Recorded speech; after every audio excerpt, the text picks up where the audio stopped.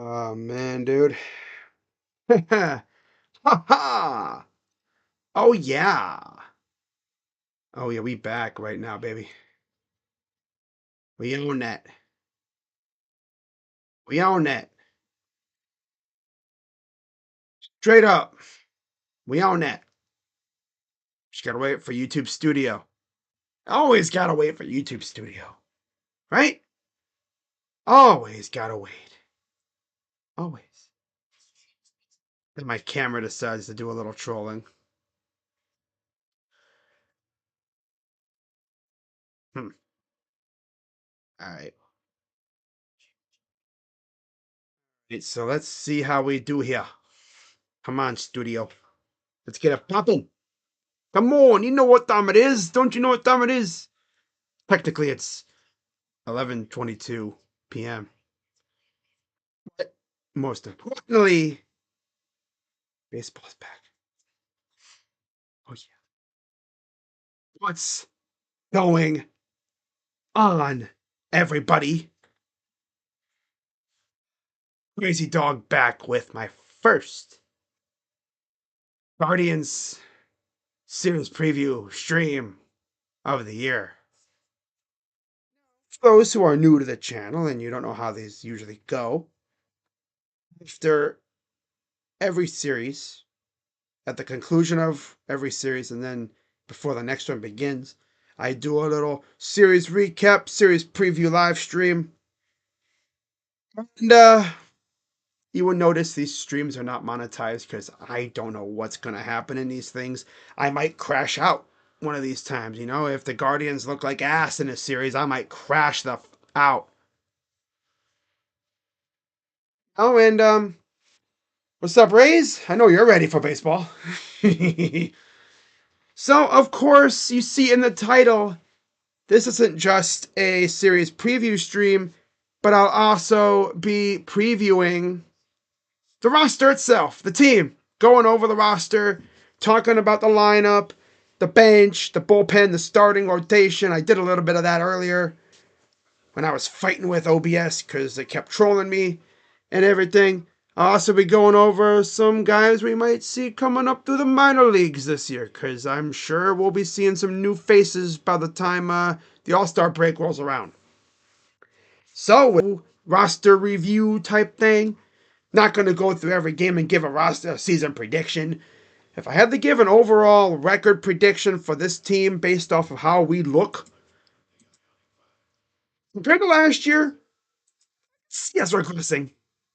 I hate to say it. I think regression is in the cards for the Guardians. In fact, I think it's in the cards for the entire division, except for the White Sox, because they lost 121 games. That's tough, man. I hate that for them. I don't know any White Sox fans on here, but dang, man, they're in the mud. So, yeah, before I get into the series against Kansas City, let's look at this roster that the Dolans and Chris Antonetti and company have constructed for us. So, you will look at the roster, and for the most part, it's mostly the same. Now, you will notice right away Josh Naylor, Andres Jimenez, they went bye bye. Shockingly. Um, I was expecting a Josh Naylor trade, low key. He was in a contract year, and there was a lot of talk about the Guardians kind of being concerned about his health, like not just his like injury health, but like his actual body health, because apparently he was getting kind of big. He was heavy. He's flat. Scott Steiner. He's flat. I cannot believe they still had Scott Steiner doing that one time on TNA, bro. They had him in like a little thing segment, just screaming out, "He's flat, fat son of a, he's fat." Yeah, they were pretty much concerned with Josh Naylor's weight, and he was looking like a big dude. I think it's a lot of it's because he really hasn't been able to move around on the field because he hasn't been playing. He hasn't played the field in like 3 years. He's mainly a fielder, mind you. And then he got hurt, had that catastrophic injury in Minnesota, hasn't seen the outfield since. And yeah, he was getting kind of up there weight wise. So I guess they got concerned about it. And he's also in a contract year. And also, just his tendencies kind of got out of hand on, at the plate. He would chase everything. He would get, oh my God, he'd start pressing and oh, jeez. You could throw a ball damn near in the dugout and this dude would chase it. Now, you look at the lineup right now as it stands. Like my preview stream earlier talking about each division, but of course, I expect it to pretty much be like this against righties, though. Kwan, Ramirez, maybe Manzardo, maybe Thomas. We'll see what they do. But Manzardo batting third would be great. And then, of course, you have Santana, who's back. And I still cannot believe how that whole thing went down, right? They traded Josh Naylor. Not even 10 minutes later, I said it in my video, literally, right after they traded Naylor, they went out and got Santana. I bet you they told Santana, yo, we're trading Josh Naylor. We're going to need a first baseman to go with Kyle because we're not trying to play Kyle 162 games this year. Hell no. No player plays that many games. You take a breather every once in a while, right? Gonna work you into the ground, especially as a kid. Freaking Kyle is still a youngster. So they brought in the vet, Carlos Santana, who I believe actually sold his house right before that trade happened. That's kind of funky how that happened. So, Santana comes in. He's going to be great. He has a magnet glove. I think he won a gold glove at first base last year. So he'll be a great mentor for Kyle. And then you'll have Lane Thomas. Nolan Jones, they say he'll be starting in right field at times with Junk, probably coming off the bench or, pinch hitting. But the thing about Nolan is he has as much power in his bat as Junk does. There's literally no drop off there. I love freaking Nolan Jones. I'm glad we brought him back. Adds another lefty bat. Yeah, I love that. I love that they brought him back. And then, of course, you have Bo Naylor, Gabriel Arias. Hope I don't have to call him Arias too much. I hope he has a monster year.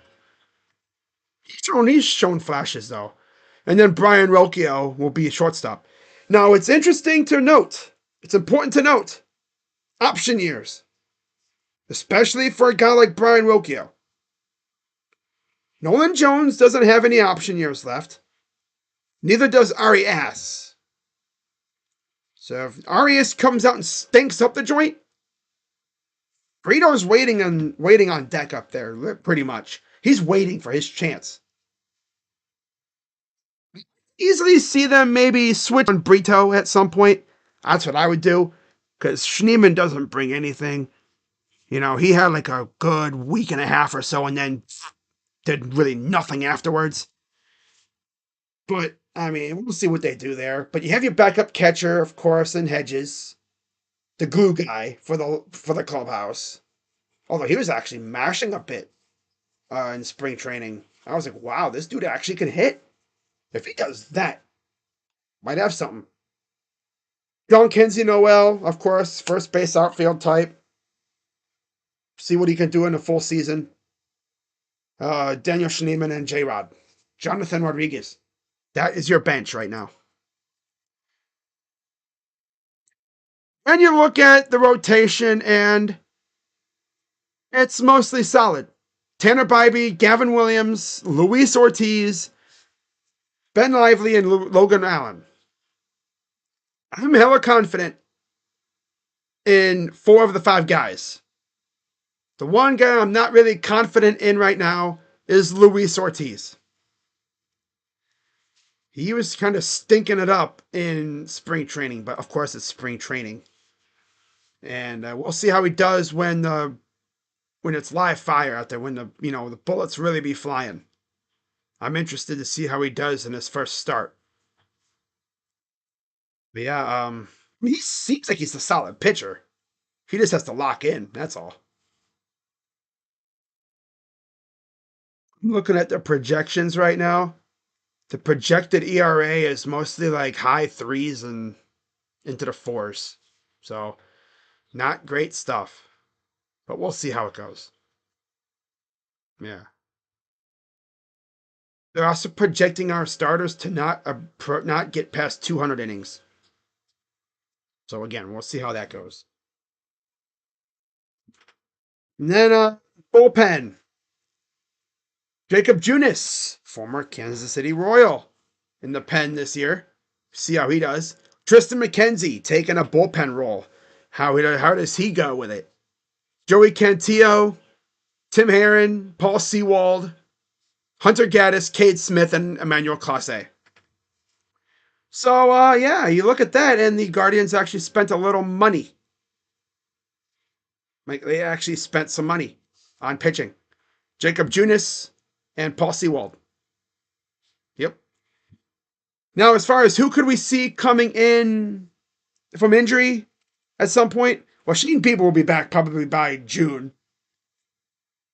And then John Means, probably the same time around where Matthew Boyd came back. Probably like July, August, September at the latest. Yeah, that's most likely how that's going to go.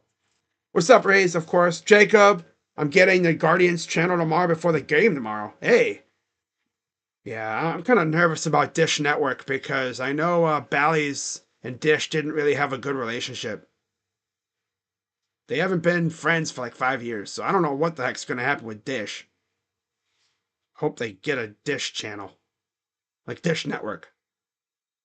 And then what's up, Eric? Now, in terms of bullpen guys, of course, Trevor Stephan should be back pretty soon, I'm sure.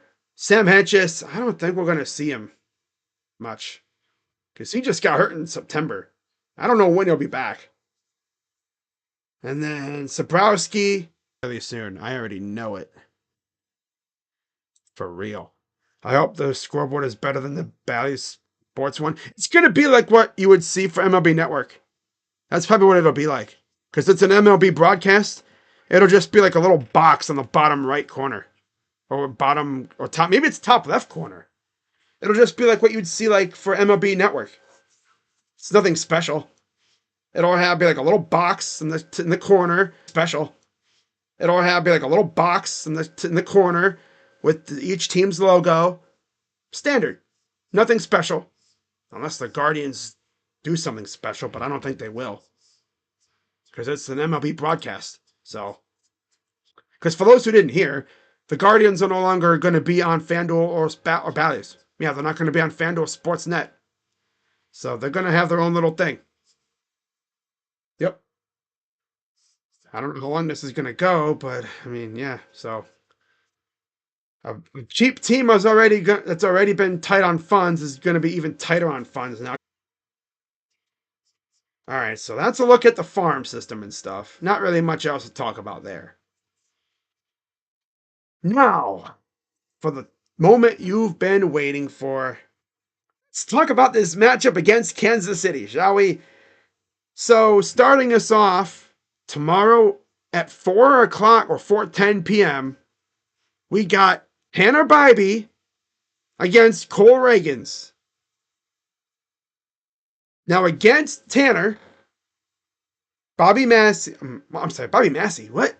Is this Michael Massey? Why did I say Bobby Massey? Where did I get Bobby Massey from? That's just the first name that comes to my head for some reason. Michael Massey has 2 homers, 2 RBIs, and 8 at-bats against him. And then Pescatino has 2 homers, 3 RBIs. And then Bobby Witt, of course, has a homer and an RBI and 13 at-bats. Now against Cole Ragans, Jonk has 1 homer, 2 RBIs, and J-Ram has a RBI, and Quan has 2 RBIs.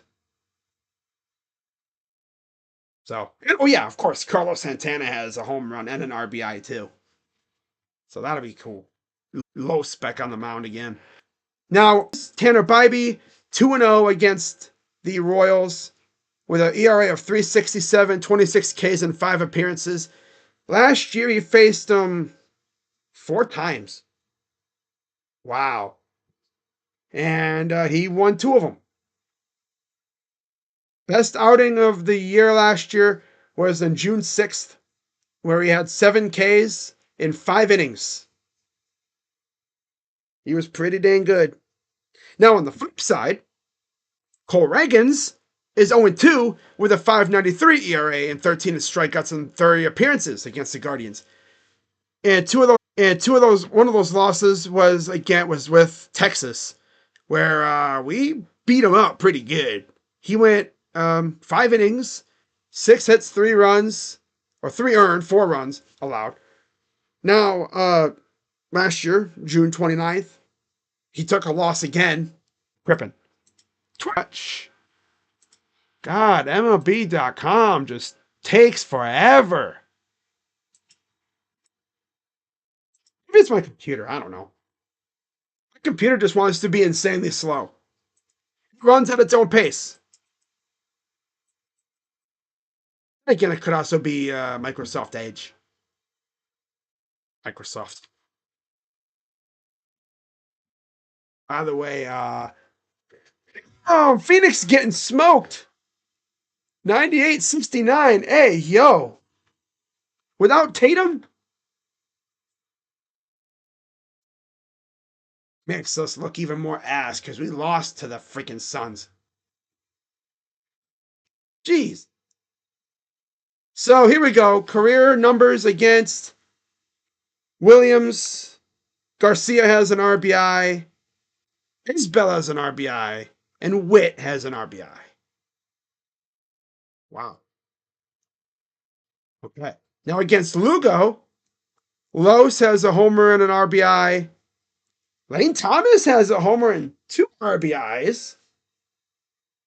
Hitchens actually has 3 RBIs. He's 2 for 3. Damn, Austin. Did not expect that from you.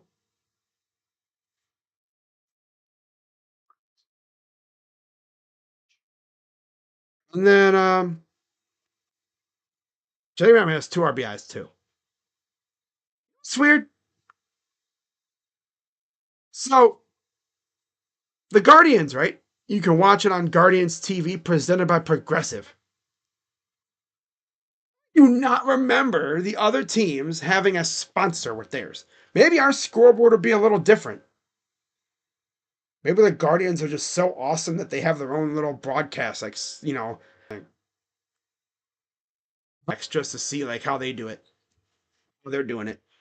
If they have a sponsor with theirs. Because ours is presented by Progressive. Damn, Progressive is all ride or die with us. Love to see that. So then, we get that game on Saturday, and, that'll be fun. As far as am I going to stream it? Probably not. I'm streaming opening day, and then I might see how they do on Saturday. Because it's a 4 hour. It was a no decision. His 2 wins, ironically enough, came with Tampa and San Diego. So he has never beaten us with Kansas City. But of course, they're probably going to beat the hell out of freaking Luis Ortiz.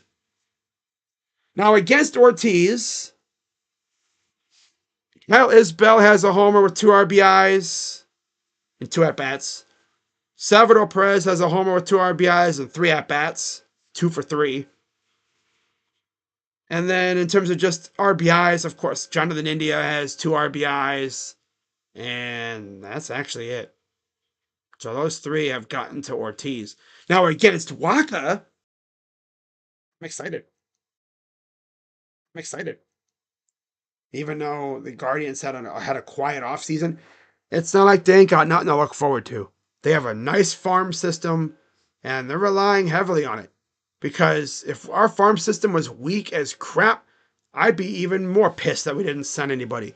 Because the way I'd see it, if your farm system is weak, garbage, not much there, that's where you make trades. Honestly, and you sign guys. But with a farm system as strong as ours and as deep as ours, because there's a lot of log jams that could be cleared up later in the season. Like I said in my, season preview overall, I feel like the Guardians put some tabs for later on in the summertime on some of these discussions, like maybe with St. Louis. If our starting pitching is ass, like if Luis Ortiz is scrubbing it up, if he looks like he's a bum, or if like we have pitching injuries and our depth is being tested, I could see the Guardians realistically calling up freaking who was it Chaim Bloom now over there in St. Louis, calling him up, being like, "Yo, remember in the wintertime we were talking about Eric Fede? Well, how would you feel about giving us Eric Fede, and we'll give you something because we need pitching." I could see them doing something like that, 100%.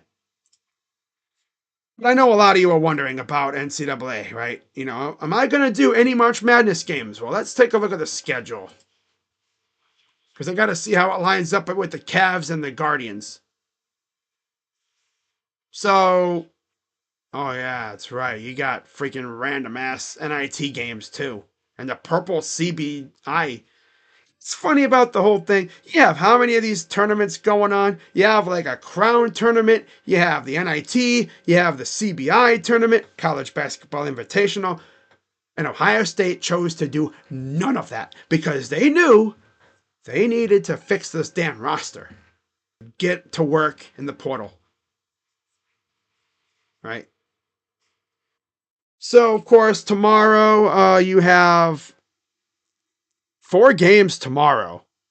7:09, a 10:09 Texas Tech, Arkansas, to 9:30 Duke and Arizona, 7:39 Florida, Maryland, and Bama, BYU at 7:09. So I'll be keeping an eye on those 4 games, definitely. Because honestly, I don't know if I'm going to stream the Spurs game.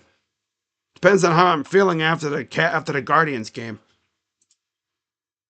Friday, Guardians have off, and Purdue, Houston, Auburn, team up north, Tennessee, Kentucky, Sparty, and Ole Miss. You know what, guys? I might not even stream basketball this weekend for the Cavs.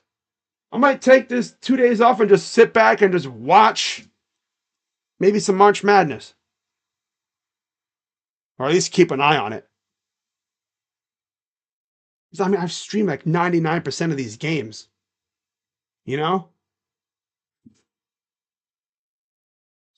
I might do that. I don't know. We'll see.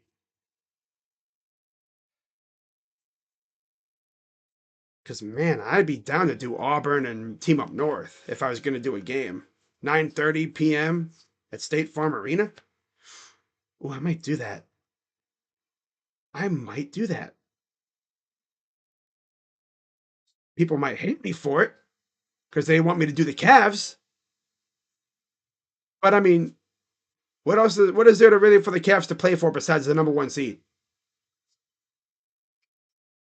I don't know. We'll see. Let's see how I'm feeling. But that's an option though for Friday. Cavs play at 7 against Detroit. I don't know if I'm going to do that game. Again, we'll see. I'll have more information for you guys coming up. Honestly, though, I might just chill out and watch basketball. I don't know. It's hard to say. Saturday, Elite Eight. Ooh. Yeah, I think I'm going to start streaming for the Elite Eight. Chase Center and Prudential Center.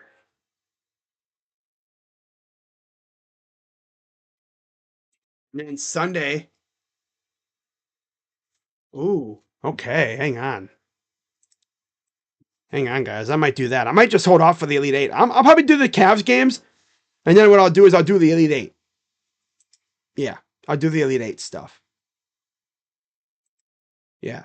Remember like a couple years ago when I just streamed like almost a couple games every day? We signed Manny Ramirez? Bruh, I wish. Freaking 50-year-old Manny Ramirez? Yeah, all right. Nah. Nah, we got J-Ram. So, 2:10 p.m. on March 30th. All right. So what I might do, because the Cavs do not play on Sunday, I don't think. Let me look. Let me do this. Here, hold up. Let me pull up the schedule.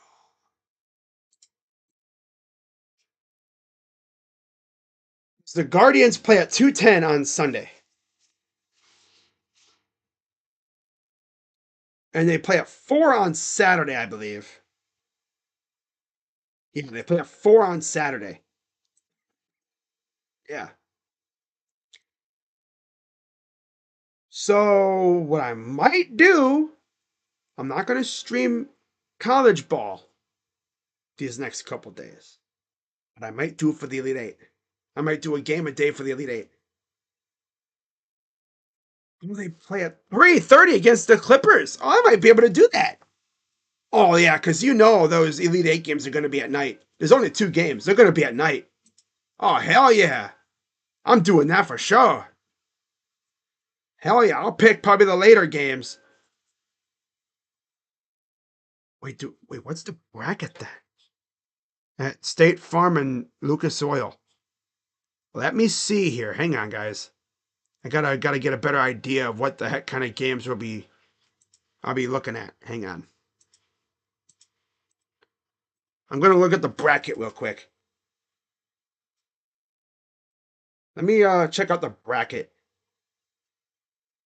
Cause man, if we end up getting like a banger ass matchup. Oh, get out of here. There we go. Bracket. Here we go. So yeah, the Cavs play Thursday, Friday, and then Sunday, and then they play Wednesday. But then they play Friday, Sunday, and then Tuesday, and then Thursday, Friday, Sunday. Okay. So here we are. All right. April 5th is the Final Four. They do not play April 5th. Let's go. Yeah. I am 100% doing both games. It's games. All right. So they don't want to. Oh, here we go. April 7th is the championship. I'm doing the championship. I'm doing all games. Okay. 29th through the 30th, Elite Eight. So I'm probably gonna. I'll be able to do both. Hell yeah! I'm doing at least one Elite Eight game for sure. I'm doing an Elite Eight game, 100% on each day. And I mean, I'm telling you right now, oh man, if we get Team Up North versus Sparty, a rivalry game. Last time they met, I believe there was a little drama, a little controversy.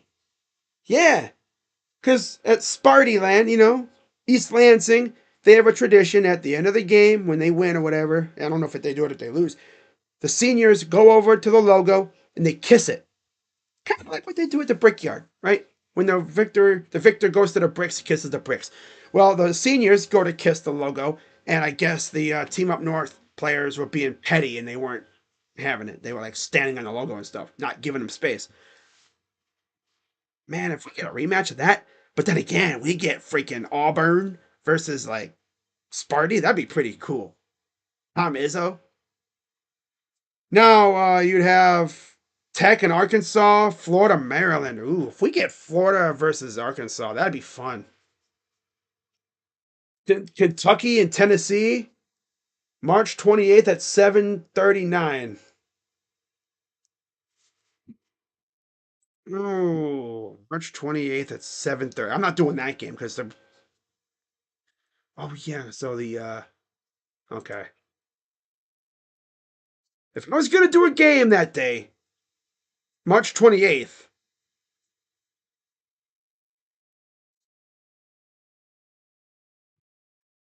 No, that's Sweet 16. Never mind.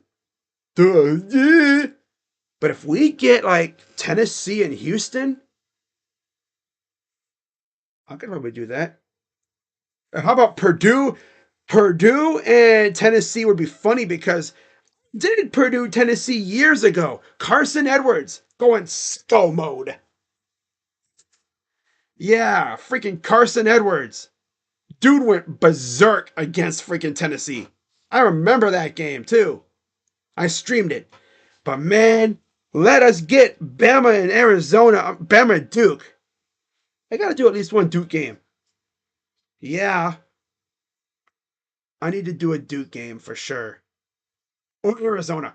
Caleb Love versus Duke, though, man. I might have to do that, though. March 27th. Oh, but we play at 7. That wouldn't happen. Nah, that'd be cutting it way too close. So that's what I'll do. That's what I'll do. I'm doing at least one Elite Eight game per day. And then I'm doing both Final Four games. And then, of course, I'm doing the national championship. Hell yeah. That's how we doing it. That's how we going to do it. What about the Guardians? The only Guardians game I'd be worried about is April 8th. Wait. Oh, yeah, because, yeah, April 7th. Yeah, championship. Yeah. And even on April 8th, again, I told y'all, I'm doing the Guardians game and then the Cavs game afterwards. Because they play the same day against Chicago, ironically enough. So yeah, I'll be fine. I'll be able to do everything like that. Okay, yeah, we cooking now. Oh, hell yeah. God, I just got so hyped. As you guys could tell. So yeah, that's the plan. Yep. I'm not gonna be missing too many Cavs games, really. Or Guardians games, which again, the only Guardian game I really truly care about, besides tomorrow, is the home opener. Do a couple Guardians games here and there. I know they're out west for a while. They have like a trip to San Diego and then Los Angeles. I might do a game or two, but for the most part, I'm focusing on basketball because, of course, these games mean so much more. Well, because the Guardians are like, game like whatever out of 160 freaking two. And there ain't no way in hell I'm doing 162 of them things. No, no, no, no. I'm not that much of a lunatic. 162 streams of the Guardians. Yeah, no thank you. If I was a Dodger fan, I probably would think about it, but no. I'm not streaming 162 games of the Guardians. Hell no. Nah. The Cavs, I mean, that's 82 games, and they don't play every day. Every few days, yeah, for sure. The least amount of days they have. I mean, they do have a couple back to backs, but the least amount of days they've had between games is like one, with an off day in between for traveling. Yeah, guys, so that's the plan for the rest of basketball. I'll be doing at least one Elite Eight game a day, depending on the matchups. And then I'll be doing both Final Four and then the national championship. So that's how we're doing it. And can't wait to see what happens. I mean, I know people are complaining about the quality of the basketball. Oh, because they're just mad that there's no freaking like double digit, 13 plus seed. Yeah, I would love to watch a freaking team like, whoever, like UC San Diego get blasted in the freaking Elite Eight. Yeah, okay. So that's going to wrap it up for this one, guys. And have a great rest of your night. And I will see you all officially at 4 p.m. later today for Guardians and Kansas City Royals. Man, I cannot believe it. Baseball is officially back. It's officially game day. And go Guardians. Yeah. With that being said, I'm Crazy Dog. Let's go Guards. God, it feels so good to say that again. Of course, go Cavs too. I might be doing the Cavs game tomorrow. Most likely I will be. We'll see though. Because no Evan Mobley tomorrow. Yay. See how Donovan does with a day of rest and stuff. Couple days off for him. So see you guys tomorrow. Possibly a doubleheader. Hope you're ready. Go Guards, go Cavs. Of course, go Blue Jackets. I'm Crazy Dog. And I'm out. Bye-bye. Yeah. Okay.